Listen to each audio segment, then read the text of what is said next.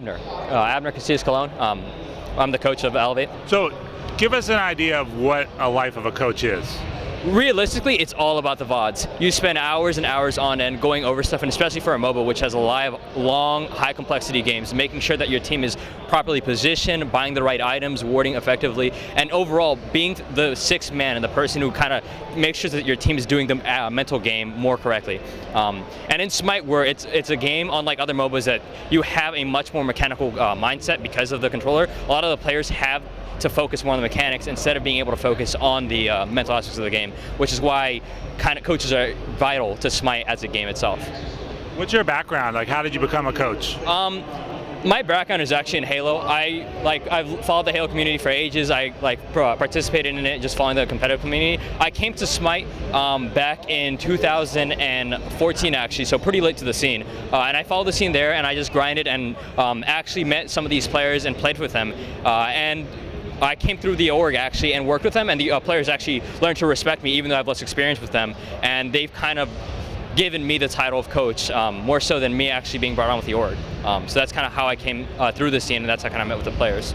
Talk a little about Smite, because this is an interesting game that started on PC but now has expanded to Xbox One. What type of coaching does that open up for you?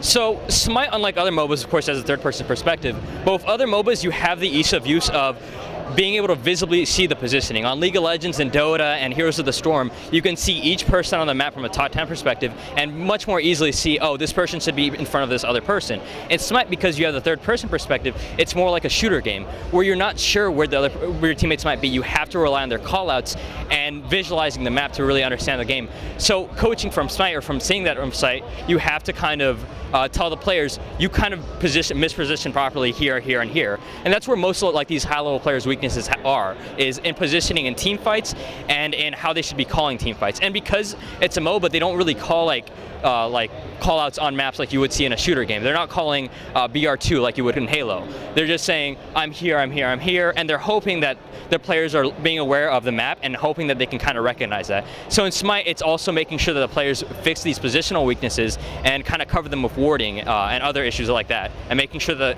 the shot caller of the team, or the two shot callers, kind of recognize that before they make engages, make major plays, that type of thing. How do you feel Xbox One could open up and broaden the audience for esports? Oh, amazingly. Smite is in a unique position. Of course, the third-person perspective has been harped on, but Smite's in an age where Xbox as a console is losing Call of Duty, of course, the PlayStation. So Smite has this gap to fill where a lot of young people, my streamers, of course, some of the players stream, have had people come over from Call of Duty saying, hey, I saw this game is free on Xbox. Is it fun? Is it great? They said it's free. Go try it out. And you have a lot of young people who have only played Call of Duty or only played Halo or Gears of War coming over and seeing this game and like, wow, this is actually really fun. And because of the console controller, and that's why the transition isn't as bad, because the console controller, they can kind of, in the third-person perspective, they can adapt to the game pretty quickly, even if they don't have that console experience. And of course, you have players like some of the top teams on the Xbox side have players where half of the team is PC, and half of them, some of the top players are only Xbox. And it's interesting where you have the mechanical prowess of these Xbox players that are comfortable with the controller mixing in with the players who have the years of experience playing Smite on PC. And that's kind of something that's making the scene extremely unique, and unlike any other scene in esports. This is probably the first major scene where we have that meshing in of both PC and console. And hopefully, Smite will use actual console to kind of grow the PC scene and vice versa, and we can start seeing more like overlap of the scenes itself.